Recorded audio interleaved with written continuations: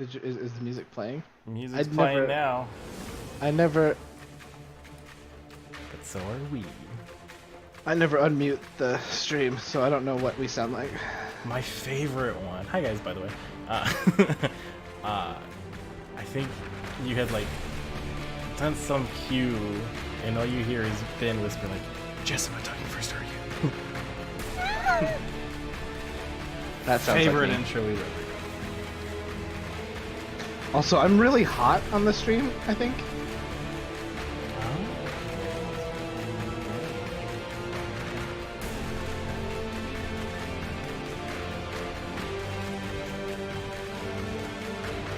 I like how Cate has been quiet through this entire thing.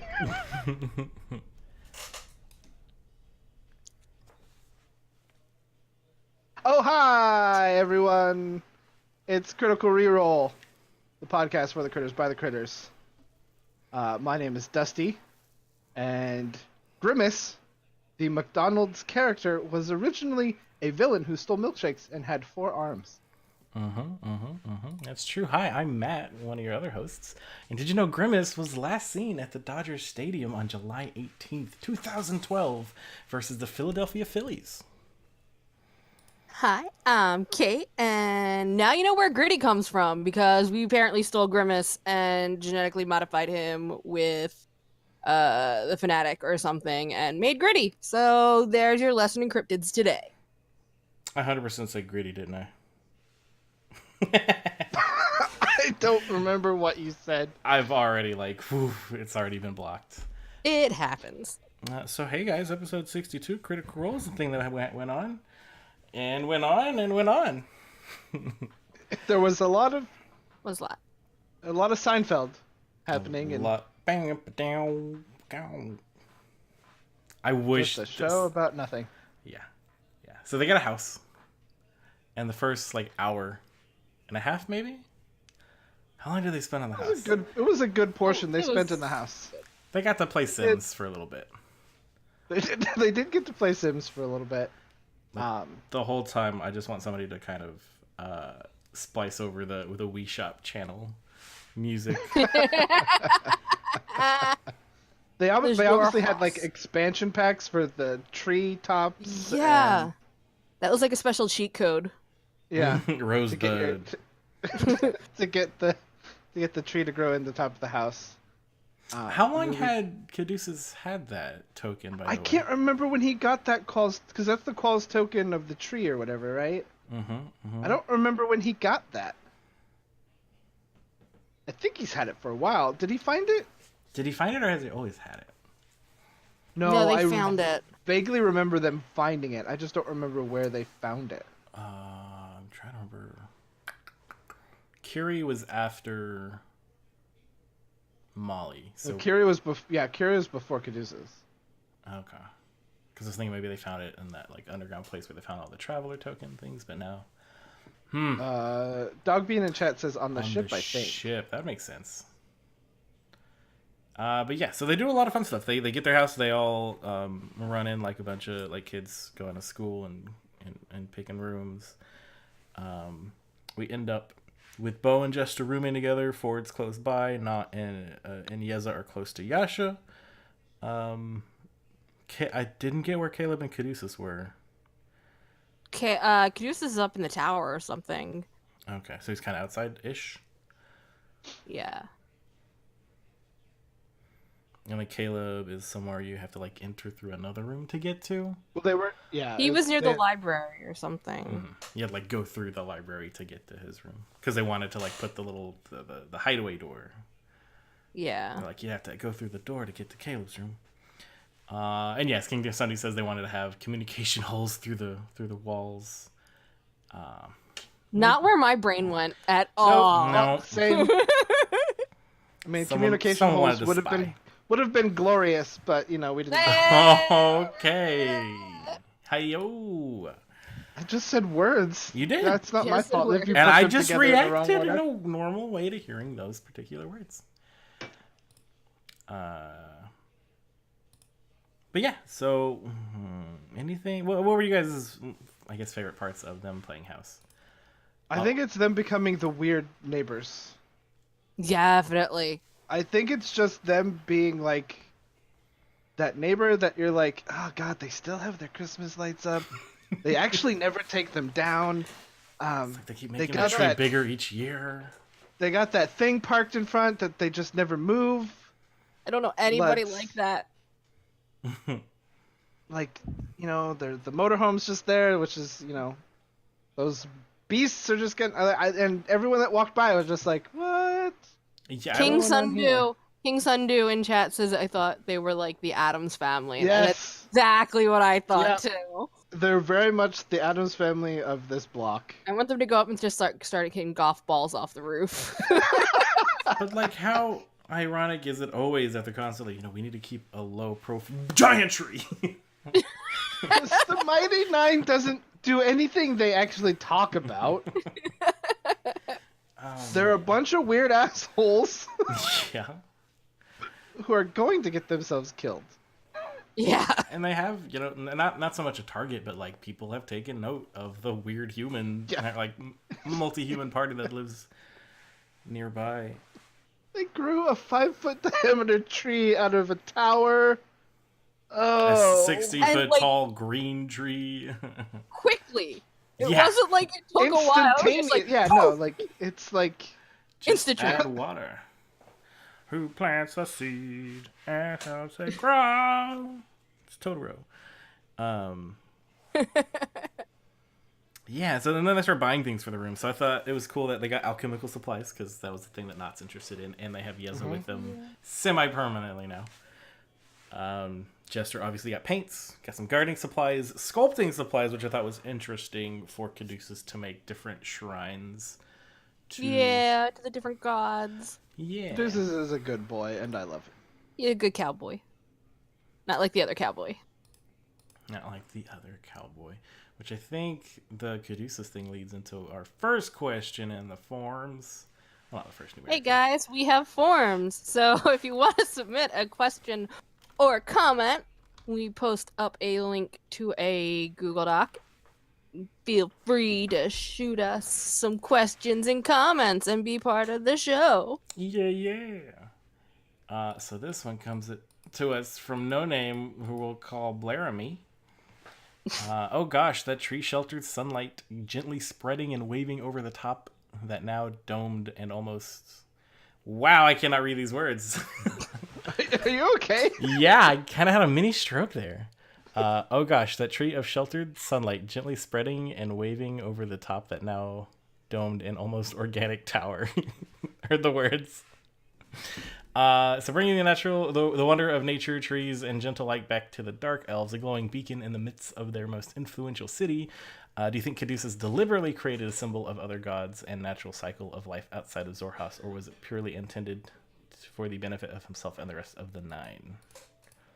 I think it was entirely for himself, not necessarily even the Mighty Nine. Like, he grew up in a cemetery with trees, and that is what he's comfortable with. And he saw a place where he could literally put down roots, like he said, and boom.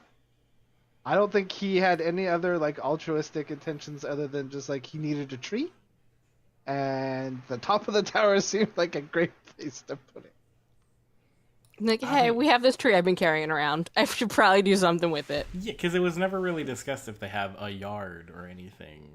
If they just like have this castle, this little mini abode. There's a mansion. Now it has a tree. mansion.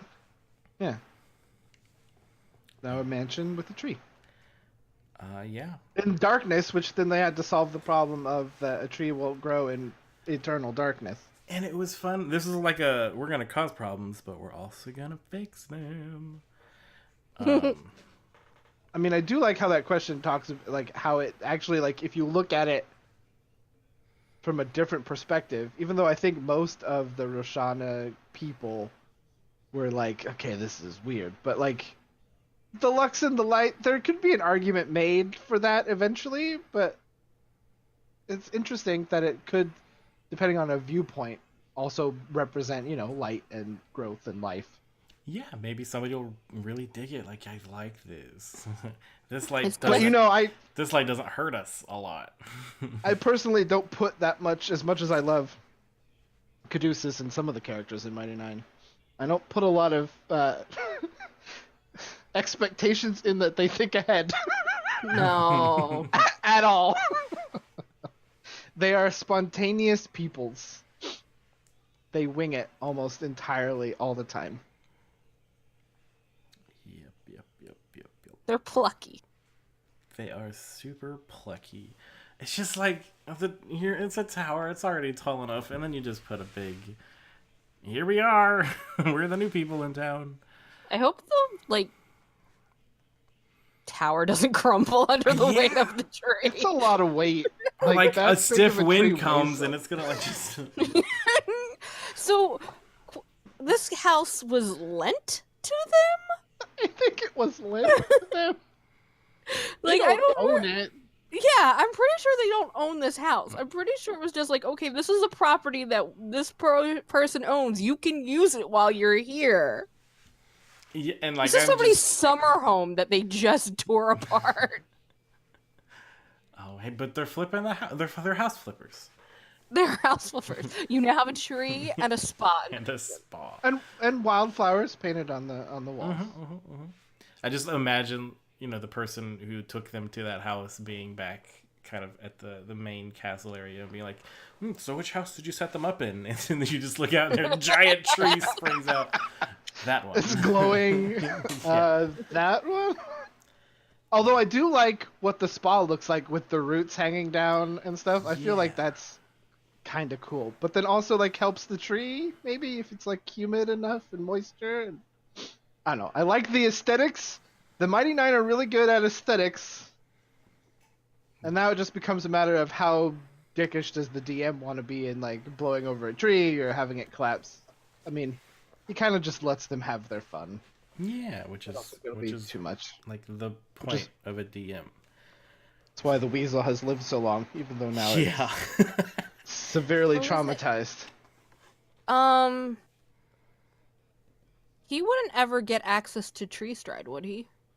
Caduceus? I don't believe Yeah, so. I don't Clerics? think I don't so. think so either. I didn't know if The his Path of the flavor. Grave one. Oh, his flavor. Yeah. Cleric might get it. He could maybe talk to Matt about it, but that would be fun to literally have a. In addition to the teleport circle, if they all of a sudden have this, now you have a tree. You can always go back home because there's a giant tree on your house. I don't think. No. I don't think he does, but Anywho, yeah, Jester buys a bunch of paints and, as Dustin said, painted some wildflowers in Yasha's room, which was very sweet. it's so cute. I like how Ashley's like, I'm gonna cry. But that kind of small thing that I noticed, talking about DMing stuff, is that Jester wanted to do this real nice thing for Yasha, and it could have just happened. It could have just been a fun little RP thing, you go through, you paint things, but then Matt had her roll, and then just in my mind I was like, why would you have a player roll for something this nice? You're giving them the opportunity to make it not nice. I don't know. I just think that those kind of calls as a DM are just odd. If you don't... I think he had a really low DC for it. Yeah, it was probably just, have them roll a dice to do a thing. Make sure she didn't hit that one. Yeah, yeah. But still, it don't... I don't know. I don't... Something that small, I feel weird giving a player the opportunity to fail. Or to Yeah, be poorly. I get it. That was my one thing there. But Yasha loved it, so that's great. She kind of pushes her bed, so when she lays down, it's like she's in a field of flowers. Super nice. It's so cute. So cute and heartwarming. I love Jester. But then we get to a fun part of the episode where Caduceus wants to cast legend lore on the sword, and I was like, damn, that's so smart. I never get to see legend lore used. The only time I think legend lore got used was by Felicia Day's character way back when she tried to learn about, I think, dragons? It's possible. Sounds about right. I think, I've used it as a wizard before. Yeah. I just love it because it gives me lore and I make the DM tell me stories. But it does require at least 250 gold pieces worth of incense, and then 4 ivory strips worth at least 50 gold pieces each, which they do not have. Which ivory is a weird component, but Get some elephants. get some elephants. So they didn't do it, right? Because they didn't end up They having didn't, stuff. and part of me was like, haha, Matt bought him another week to actually make something of the sword, unless he already has it. Because I did try and ask this question for the last episode, where that I wasn't a part of. But because now I'm a part of it, I'm going to shoehorn it in right here. Because how many of us actually thought when they were in the Marrow Cave and they found that hilt that this would have ended up possibly being a thing? It might still not be a thing, but it seems like the sword and the blades, that there's a thing. Because Matt describes this as having like really intricate like Damascus like designs that were etched into it as like an etching, and there's runes on it, and it's like, what is this thing? Is it a vestige? And also we learned that No. it was whatever broke it. It was from the Was inside. from the inside, right? Like, was it a sentient weapon that released something? got out. Something is out there that shouldn't The be out there. craven edge. No. No, I will turn this stream around. I just want to know what it is. Something escaped it. Something escaped. Yeah. Something got to a new weapon, or maybe a new host of some sort. Maybe it now resides in like Ripley's mechanical arm. But yeah, I know we included other vestiges in the book, but I didn't look it up to see if there were any other swords. I don't think I thought I looked, but I don't. I feel like if it's a broken vestige, you wouldn't put it in the book. Would be like, a piece where you can make your own sword. Maybe. But I'm excited if they ever fix it, because it seems like it's real strong. Because it takes a lot to break a magic weapon. Like Mountain Dew, Mordor levels of stuff. Mountain Dew? Or Mountain Dew. Sorry. Yes. Specifically Mountain Dew Red. It's the acid stains. It's the acid one. It's the hydrogenated bromine. But yeah, they end up. This is when they do the daylight spell, like jars around the tree, which I still don't. That was a cool. I like. So cute. That was a cool enchantment. I liked that idea. And that's when we learn that like they can reduce the time it takes by getting multiple people in, but it costs twice as much. So it's fun that they're doing like this type of downtime things that they haven't done before, is enchanting items, because they've got so many spellcasters now. And then we meet their neighbors, the Blonde family, who are having none of it. they're like the judge from the Addams Family living next door. Yeah. It's like, oh boy, the property values are going down. Yeah, they're like, if you ever see anything spring up, let us know. Just knock on our door. Like- That right there. We have a problem. They're like the head of the homeowners association. They're gonna Yeah. totally go. That tree isn't up to code. But I did Sorry, like. we only allow red and purple trees here. You cannot have your green tree. I did like that the neighbors are taking notice and like starting to become jealous of these people who are kind of out of place. We also learn from talking to Luke and Edith that Luke is safe. Allfield is getting busy. Folks are tense. And then they started talking about the gold mercenaries at this point, but I don't remember what prompted it. The gold chains, The right? gold chain mercenaries. They saw them in the. They Were they- reported seeing them, Okay. right? Were they in Did Allfield, Edith? though? I thought they were in Nicodranas. They were in They were In Nicodrana. Yeah, her mother had mentioned that they were Yes. coming into Nicodranas and moving up into the Empire.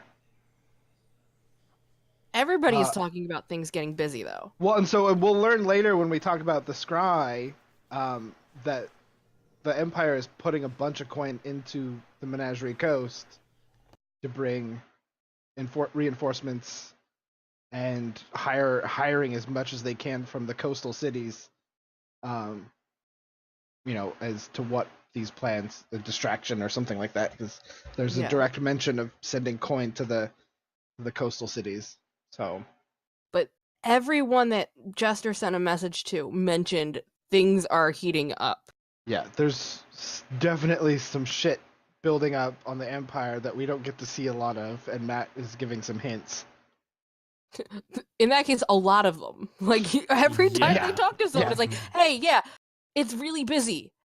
Okay, there's a Yeah. lot of things going on. Yeah. So at what point there's do a you build think? up? One might say some plot is happening. Let's throw form out into the wild. So what do we think is going to be the That every turning episode. point? Yeah, where they're going to have to decide, like, am I more or less siding with Zorhas, or am I going to go back to the Empire because I have ties there? I think this sun thing is going to be our conclave. Not necessarily. I'm not saying that it's going to be like the massiveness of the conclave, but it's like that where Matt's gonna I think, and I feel like this raising the like taking out the darkness and everyone coming out into the light. I feel like this is going to be a thing. Whatever they have planning, I think is happening on that day. And I think that there's going to be something that gets thrown out where there's going to be some major choice or some major event, and they're going to have to figure out what to do. Like they're 'Cause I really think that there's going to be a head that happens at this point, and it's this is going to be a major point that happens, and I mean we don't know what's going to happen, but I feel like this is going to be a very big decision for the Mighty Nine.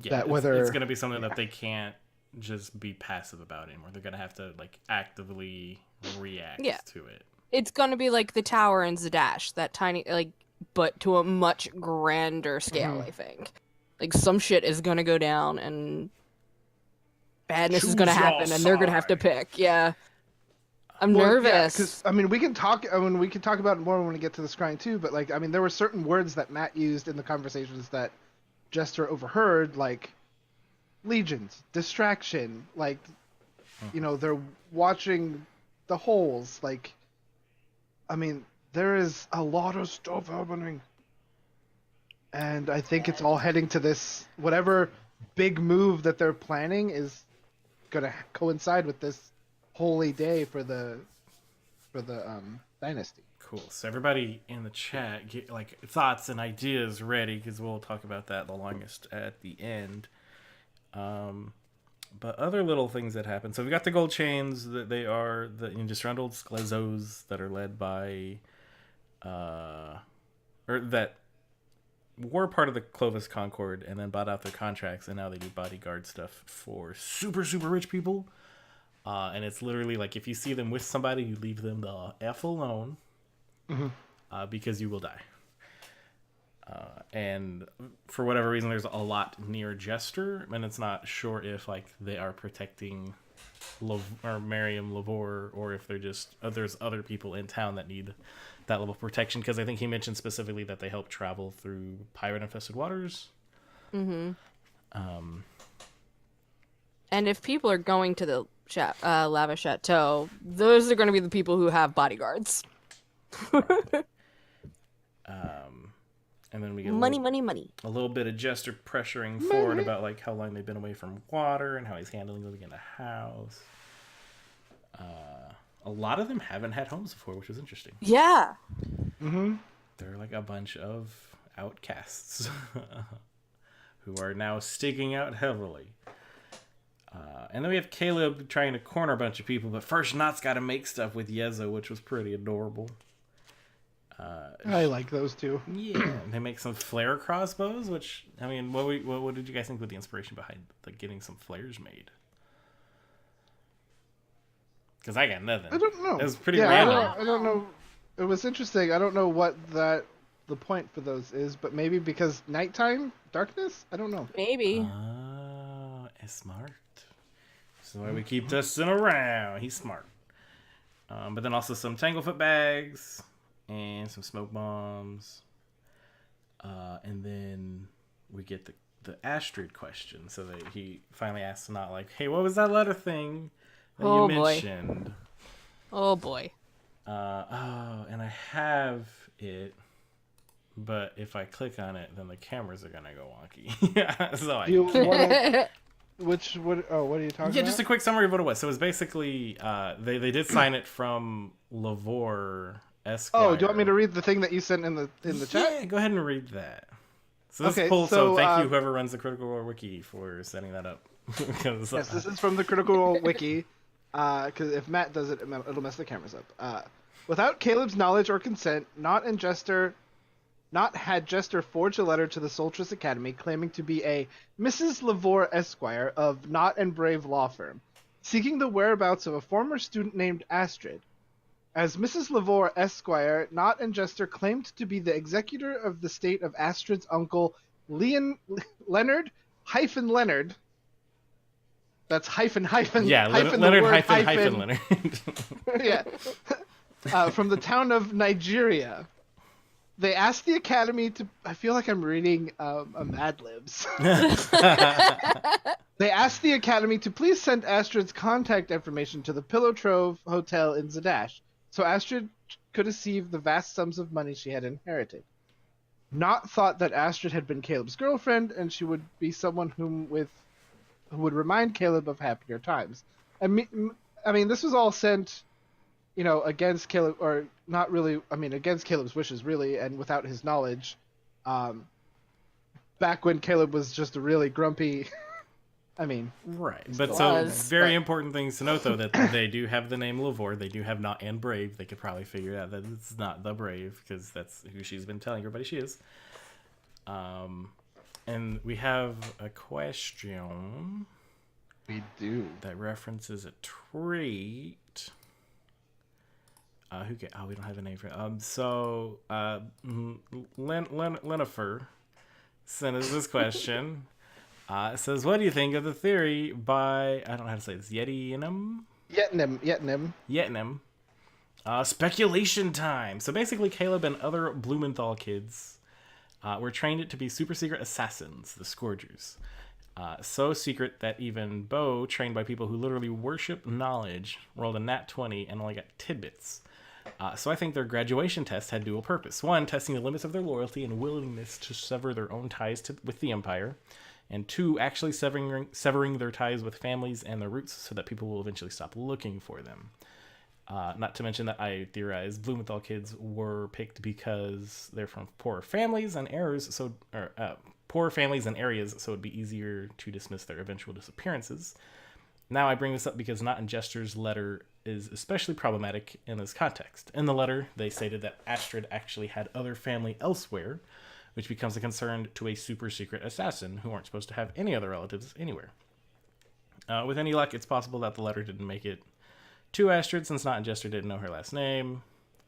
There's a possibility that it's being looked into much more heavily than anticipated. So basically, have they put Astrid in danger unintentionally by saying she has family if they're not supposed to have family if they're a Scrooger? It's about, did they trigger like a sort of burn notice on Astrid, or at least an investigation into a sort of burn? Like it's interesting because like they said a bunch of names and we don't know who saw it and we don't know what the contents of the letter from the Solstice Academy to Pillow Trove actually says. But we do know that somebody has read that letter and has sent something back on official letterhead.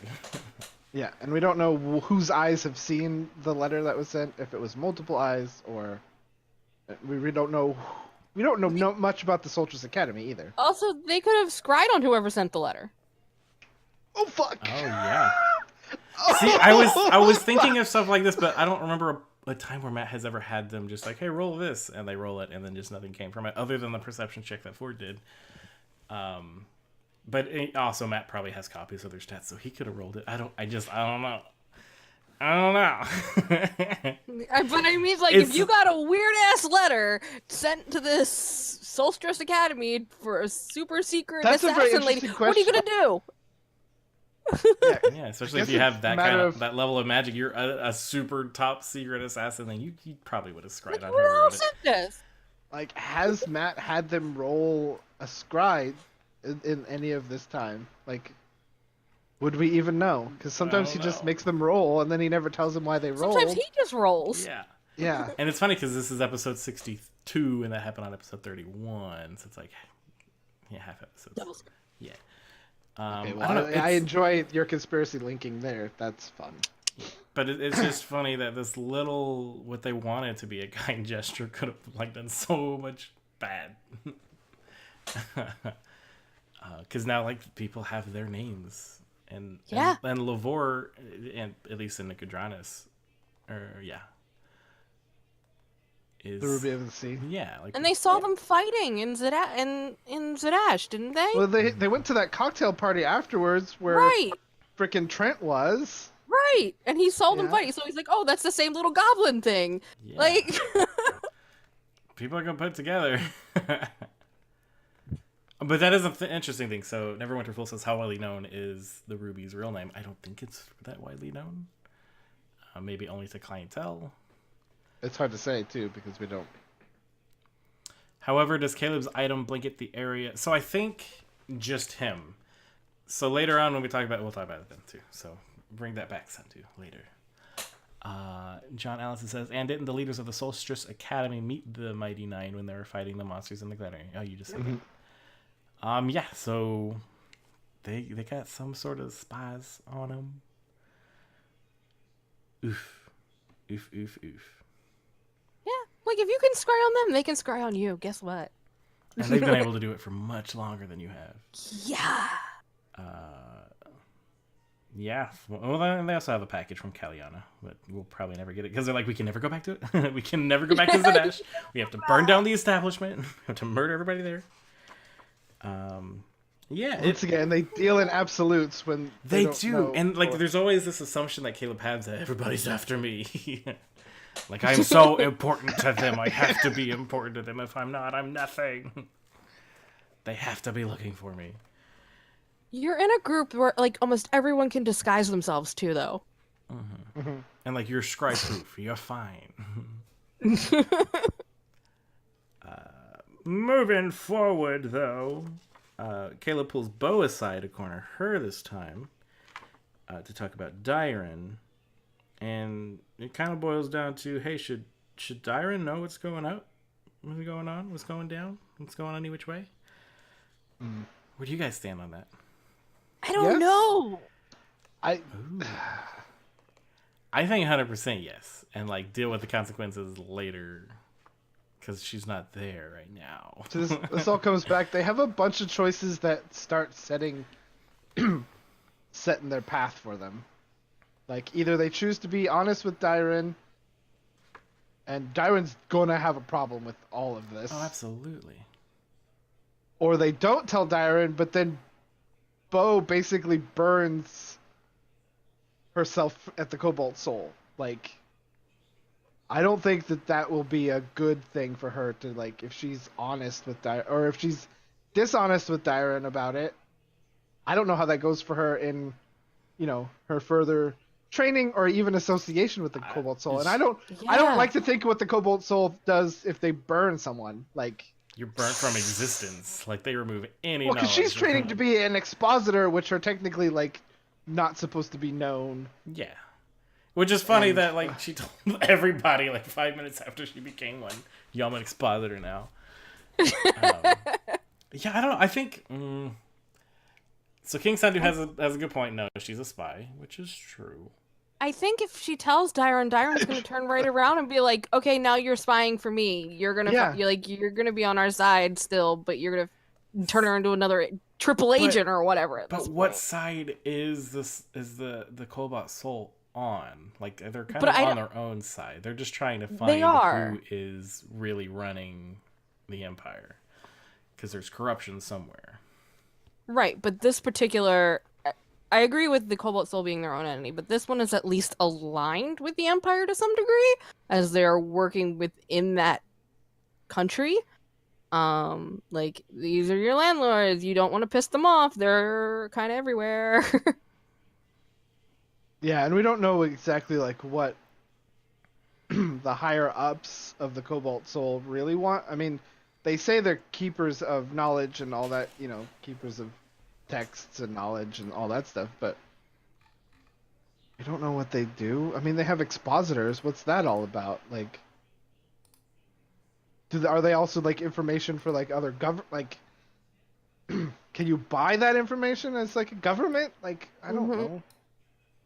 And that's why I think if she does tell Dyron, Dyron's gonna be like, okay, cool. Now your job is to give me all this information. See, but she doesn't have to start a whole conversation. She was like, "Hey, because it'd probably be through Jester. Like, hey, we're." Dyron's gonna find this out no matter what. Yeah. Well, no, but even if it goes through Jester, she's gonna hunt her down. It's not gonna be that hard to find them. There is a tree on their roof. I wonder which one's. Oh my god! Are you kidding me? I don't know. It's so. I mean, we don't really know anything about Dyron. We don't know her like actual affiliations with anything. Somebody, I forget who it was, but brought up like maybe she has ties deeper in the Empire than we know. I don't know. I think it'd be fun to add that drama to it all. Really. Oh, it's gonna be fun no matter what. But this, like, the thing with spy games is they get messy. They do. She's like a quadruple really fast double agent at this point or something. And the way they play it is, like, they might not even know. Like, Matt might clear the table and have Marisha, like, sit there and be like, hey, so here you go. You have a choice. And that's the thing. Like, they need to make a choice now. Because they keep being like, oh, we should just be on the side of, life and be good people. No, you're going to have to decide. It's a war. You can't be in the gray area because both sides will be coming at you at that point. I don't know. I think she should tell her just because I like drama. Yeah, so that all happens. We've got Yasha now looking for an enchanter to fix up her bracers. Turns out it costs a hell of a lot of money to do. It's not cheap to enchant. And so our assumption, for good reason. Yeah, so looking through what books we got available, we're assuming that they're going to become +2 bracers, but also that they won't be around to collect them when they're done. I mean, it's a good chance that the Mighty Nine never go back to the thing. No. I mean, they sent word to have things shipped to the Pillow Trove, and look where that got them. Yeah, they got like 3 or 4 packages over there. And this is 10 weeks? Mm-hmm. Yeah. Unless they can get more gold to speed it up. They can mess a lot of things up. There's a lot that can happen in 10 weeks. Let me tell you. These are going to be some nice bracers for some Jorhassian soldier. So real quick in the chat, we've got some people. So maybe Bo can open the first Cobalt Soul franchise in the Dynasty. That could be interesting because they are about the acquisition and protection of knowledge. So yeah, and they got a lot in their marble library. Forgot the name, conservatory. There is a connection between the Dynasty and the Cerberus Academy. That is true. That is why Dyron's going over there. And we know that there's a spy in there, right? Well, I think there's an active cell of the Cerberus Assembly in Roshana. Yeah. So we've got another question. So news about M9 and the Dynasty is spreading fast, as mentioned in the Marble Tome. Probably reach the Empire spy? Both Dynasty and Empire would be curious to observe them, so thoughts on surveillance, spell, or magic items on the Jor House. How, what, and precisely where. So Matt does have Travis roll a perception check at some point in the house. And then we hear nothing about the results. There's got to be something. Especially, so given what happens later, that there was just an invisible man in a room with him that nobody notices. There's like probably 12 people living in that house. Oh, God, I didn't think about that. Oh, God. It's Twiggy in the box all over again. Yeah. Oh, where did you come from? Oh, God, damn it. These guys are not good at this. No. And it's funny because they think they are. They're like, Well, I'm a neighbors spy. This is what I do. Yeah, their neighbors are totally spying on them. Even when they go to Marrow's and their freaking infiltration is the sloppiest work. Yeah, but so, I mean, These guys. I'll tell you what. That's true. It's expensive to get things, and they're just a mess. They did detect magic, but isn't there a way to like hide from that? They could have been hiding like between was it like an inch of lead? They could have special rooms or something built in there for people to specifically spy on the tenants They could of a always house. scry on them later. That's the thing. Like, they didn't have to be doing it right at that moment. It could be like, Yeah. okay, cool. Clearly, someone else owns the house. They know what to, like, scry on in there. Like, I'm just gonna, scry on my dining room table and see what they're doing. Mm-hmm. And who knows what kind of weird magic with all the dunamis stuff? Oh, Like, I know. I wish that I wish I knew about dunamis. Like, who knows? Like, that'll be fucking crazy what they're gonna be able to pull out. Oh man. Because now Caleb's got some access to it. Yes. Oh boy, that Essex coming by, that was a good time. I loved Bo playing host. That was great. Oh God! Smile on your face. Do you Your want to come face. in? You want some tea? Stay for dinner? On a cocktail. Yeah. A white Yeah, we Jurassian. That was such like a good pun, but terrible time to use it. Yeah. Oh boy. But yeah, Essex comes by. To have it. Why did he even come by? Was it just like, hey, you have a tree? Why? That's my assumption. Like, you guys fitting in okay over here? Not getting up to any trouble. But yeah, he eventually, through some persuasion checks, asks Caleb to like show me some magic, and he shows him the cat paw. He's like, okay, cool, I got some shit you can learn. And I liked the flavor Matt added him to like him pulling his book out of like a pocket space. I love that. Yeah, just like a little pocket space. That was so good. Super anime AF. And he is able to learn 3 levels worth of dunamis.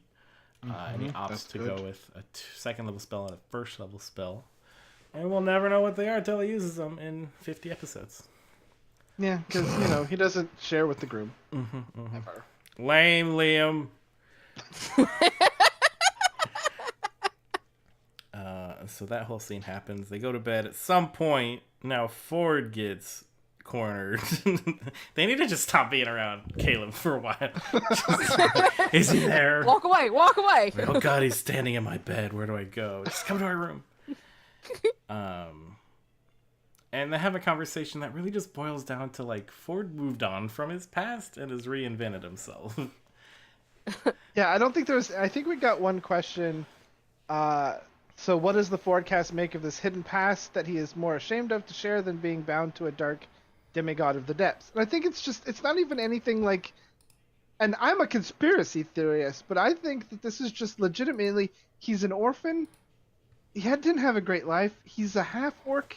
Like, that's just past part of him is just dead to him. Like, he was a pirate of some sort, and we know pirates don't get up to great things. Yeah, and so like this new life that he has is just, and we don't know how much of that is like pre becoming like a sailor and becoming the Hexblade, but he's definitely just like, yeah, no, this is who I am now. Like, I don't care about that stuff. That's, I'm not hiding anything. I just don't want to think about it. So I act different. I can change, and he makes that point that I can change my shape into whatever. I can make whatever voice I want. This is who I choose. And yeah, I was just sort of like, I don't think there's any... Like, you gained nothing from that, other than you kind of just looked not great. But it does kind of beg the question, why does he want to find Vandrin still so bad if he's given up on that life, or if he's moved past that life? I don't know if it's that. I don't know if that's the part of the... I think, like, him growing up... Because we don't know if this accent was him when he was on the boat, like, when he was working with Vandrin. Like, this could have been him. I mean, maybe the part of him is, like, the life he had as a sailor. We don't know when he switched. Because we met him as a warlock. So... I just think it's just, like, like... he probably didn't have a great life in that orphanage, and he just doesn't want to think about it. So we've got some things here. Both FMA and King Sunday have kind of said the same thing. FMA 245. Crazy Ford theory. He's the bastard child of King Dendel. King Dendel. And how trope would it be if he was a former noble? That's very Game of Thronesy, having bastards out there in the world. So that means one of them has to die. Bum, bum, bum. Kill them all. Fandrin used to be chosen, but now isn't. Yeah, I get that. I think it's more he just wants to know what his old friend and mentor Yeah, it's is. basically his dad. But, like, he thought says as a that. father Do y'all figure. believe that? No. So quickly, just change sides. Yeah, no. Look, Ford is an enigma wrapped in a mist. He's evil. Suit's I evil. think we should talk about the marrow and what we found in the store. All right, let's Yes. do that. Flash forward. They decide they're gonna go scout. Flash on forward. The... Flash forward. They're gonna go check out the shop, the Overcrow, after they tried some scrying and it didn't work. So they go. Yeah, they go to the they had shop. to wait a day. To Yes, scry again. because he was immune. So they go to the shop Scry to the again. Overcrow, and Ford and Jester go in the front door. And are the guys that Jester had questions about her hair tonic. Which is just grease, really. Just oil. Yeah, Just the description of it's real gross. I don't like it. yeah, It's like when you it's take just fish rendered oil fat, every day. basically. Yeah. Yeah. Yeah. Yeah. And then the others are going to break in through the back door or through the back window. I did like the unnecessary clarification of like, is there a backdoor entrance on the goblin or the? Oh, that was okay. Yeah, the others are gonna break in because that's what they do. And we got the cat. And the cat. Frumpkin's inside out of the bag. and invisible. Yes, and then not also went invisible. Yes. But then she did have to break it after she broke her tools or dropped Yeah. her tools. Well, yeah, they didn't do a great break-in in the beginning, and they almost No. they caught the attention of Marrow, and then we got Poor Ford Ford. doing his distraction, where he just lifts up his shirt and then asks to be oiled down. So that was a fun time to think about the espionage happening, and then just that. Ford singing and getting a rub down.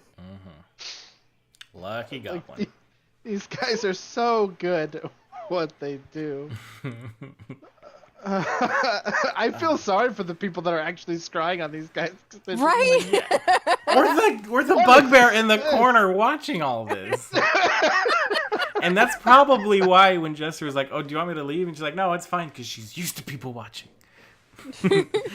Mal is a freak. But no, So we're while not the yucking distraction anybody's is happening- yums. Yeah. While the distraction is happening, they do get inside and they steal a couple things. Dun dun dun. Yeah, the first real big tie-in. Two things we've seen before. Residuum and Sood. Right? It's Sood, right? Yep. Yeah. Yep. Drugs Whitestone.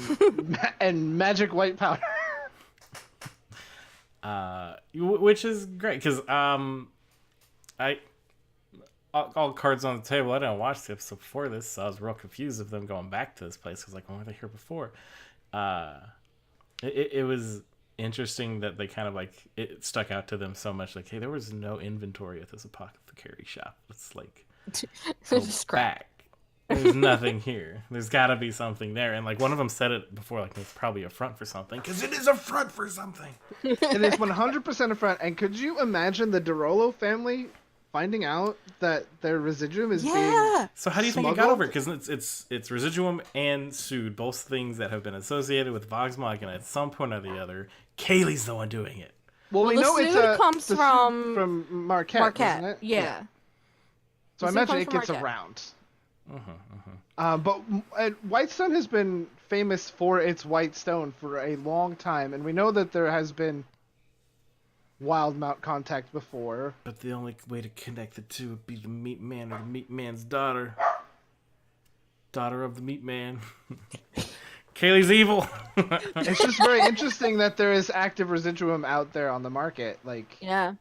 I mean, they could have and we don't know what's happening in Whitestone. could have fallen off the back of a caravan. Yeah, and Matt made the mention that Whitestone's pretty popular in its resurgence. Maybe when the which was a nice words to hear.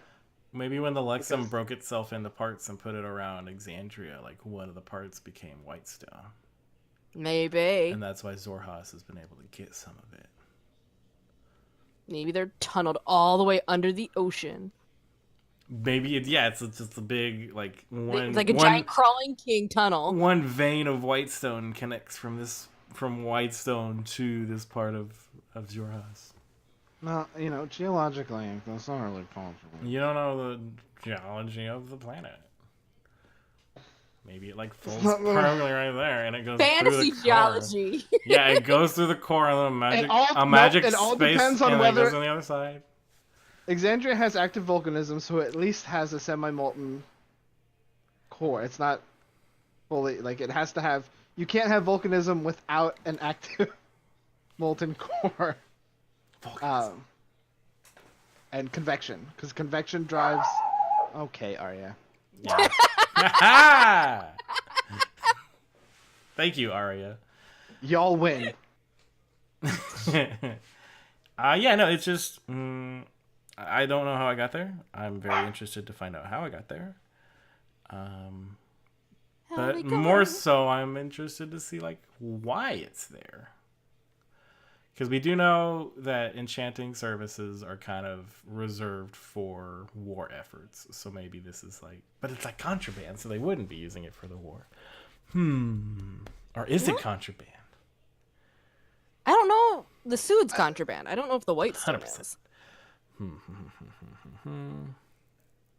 Who knows? Maybe Whitestone, maybe residuum is a controlled substance too. In that, it messes with a lot of. It's so magic. Matt has made this point that it's really rare to find places that enchant and make magic items and stuff like that. And so, having residuum that can make magic things is probably, there's a power there.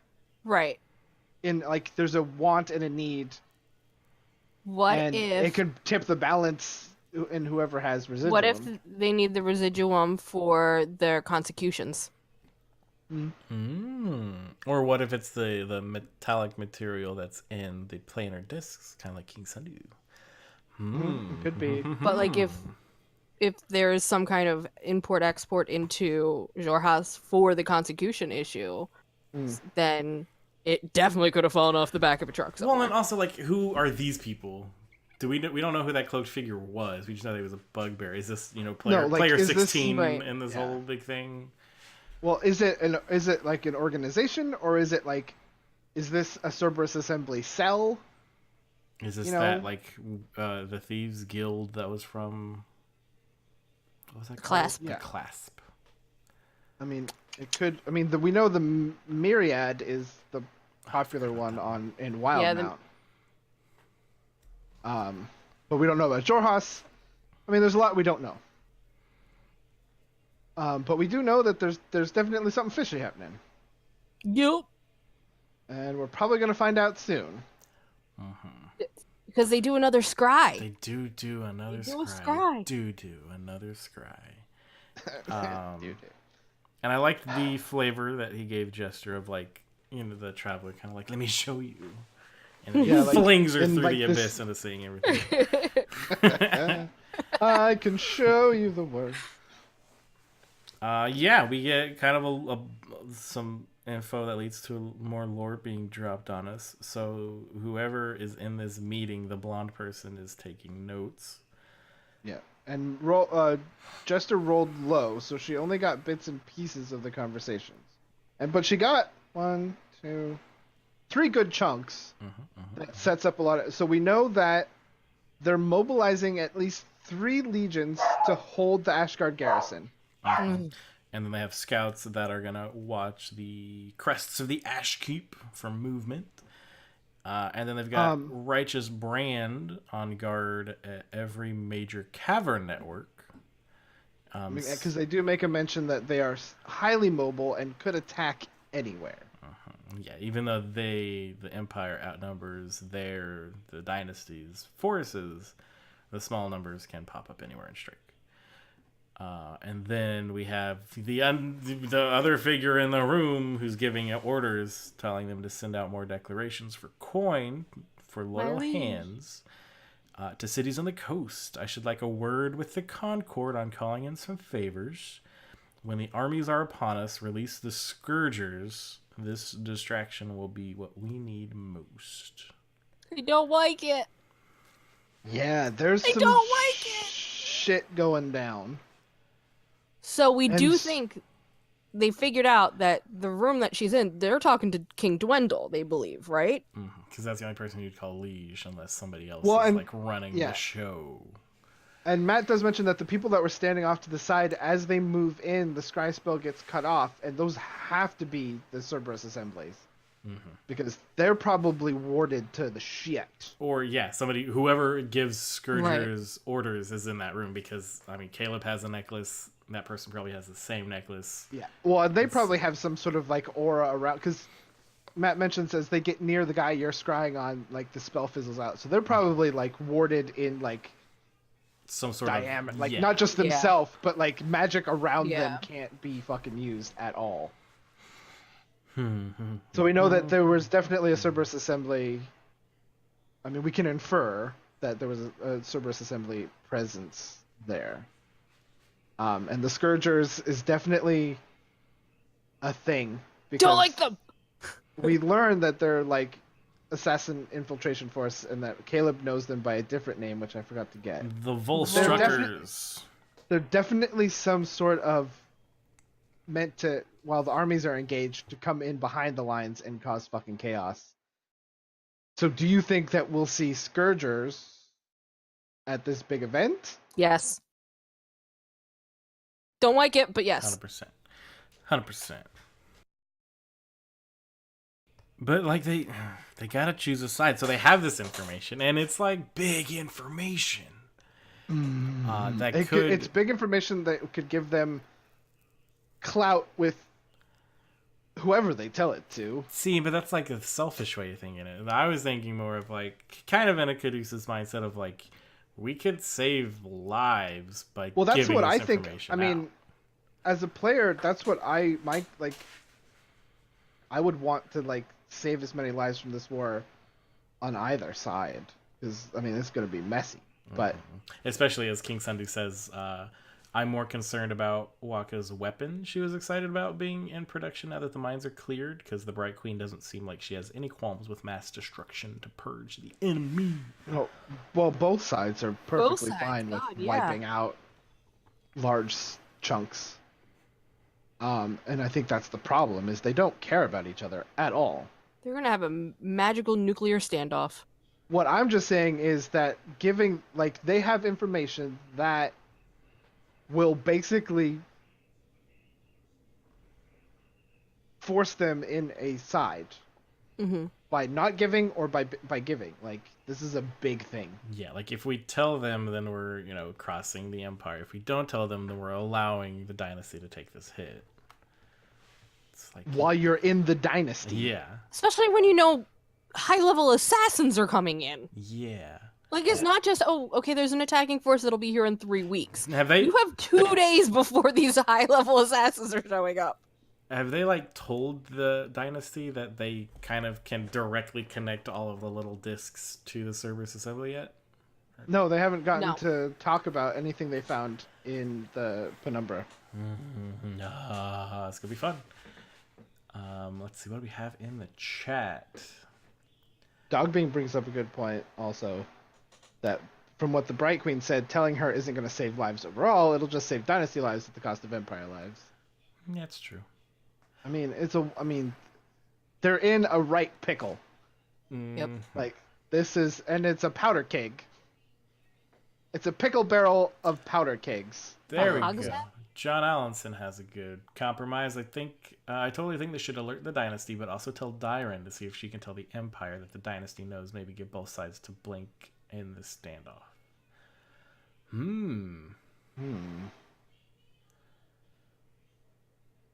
What about the things that were being said between Bo and Caleb while they were being scryed on? I don't know. I think it's interesting that like, and Liam keeps saying this stuff, and I think it's taking Marisha off guard of like, we know what we're doing here. It's like, I don't think Marisha knows what you think she knows. I think you're alone in this thing you're doing, bud. I think Bo's very conflicted. Yeah. Because, like, she's not tied to the Empire. She does say at the end, like, she doesn't, when she's talking to Ford of, like, Ford asks, do you care about the Empire? And she's like, I didn't think I used to, but then seeing all the people on the ground, everyone's the same. Yeah, I don't know. I mean, we got a very humanizing view from, but like we know the regular people of the Empire, and the regular people of the Dynasty. I mean, they're all just trying to freaking live their lives. Yep. It's, and there's a lot more moral and espionage kind of stuff happening with Mighty Nine and this campaign than there was with Vox Machina. Like, everything was a little more like cut and dry with a lot of that stuff. And it'll be really interesting to see what I think is going to be happening in at least a couple episodes. There's the big story. Yeah, the big turning point is coming. Some dragon's gonna destroy a tower. Might be next episode. Hopefully, something needs to catch my attention back. But through all this, Nut's child is safe and with Bryce and Edith and Shacasta's brought back.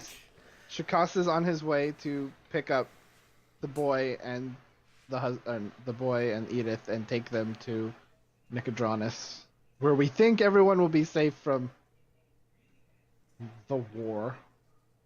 We all know war comes to all sides eventually. Yeah, but Nicodranus, you at least have a better shot at getting out. Yeah, like you get on a boat and go.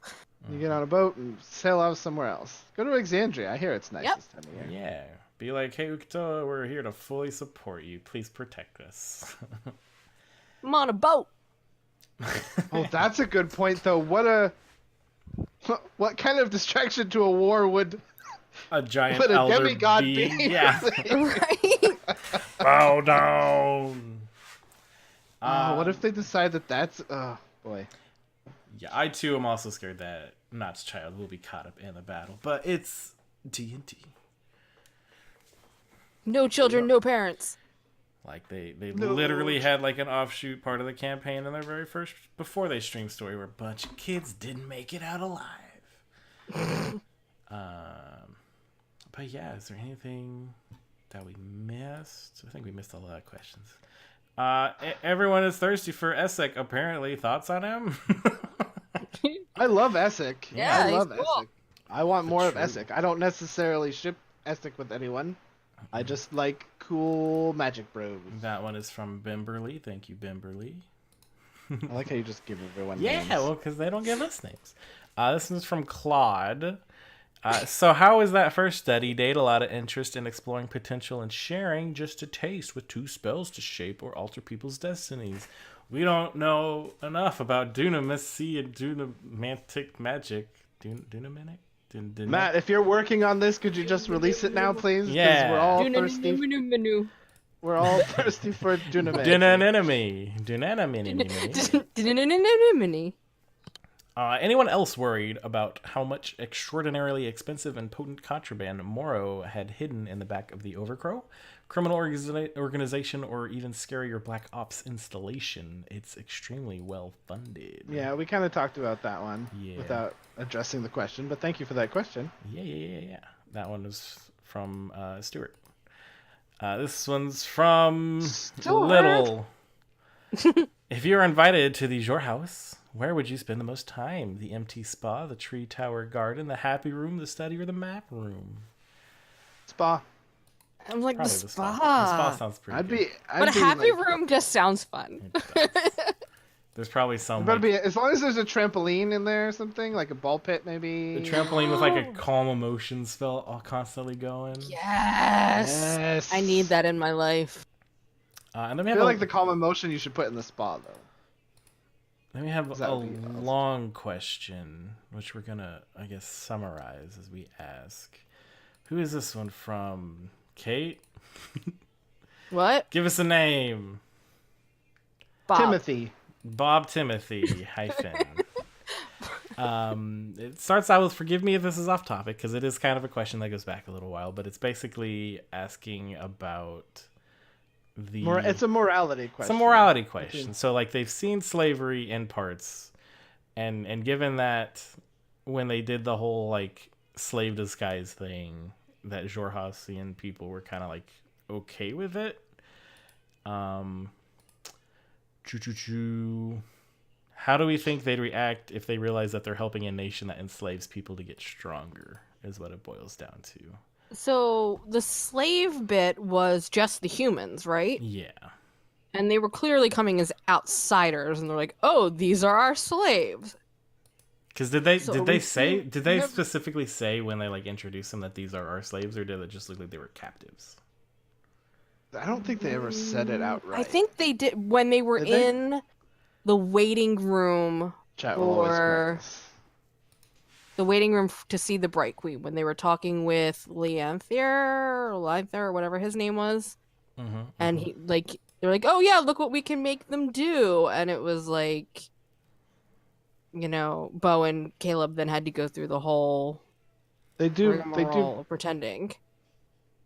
John Allison, they do bring the question. Also brings up the fact that Lorenzo was a slaver. But they weren't in the Empire; they were outside of the Empire. Yeah. Yeah. They They were operated kidnapping outside. people from the Empire. So I don't know if necessarily slavery is a widespread thing. We haven't It really does- seen it. We haven't seen any flavors of it in the Dynasty. Yeah, we've just seen that people are captured and sold. We haven't seen any of, Yeah. like, the after side of that. Yeah. So, like, I don't have an answer to this one. I don't have an answer. I'm It's just a- honoring it's a- that it was Yes. asked.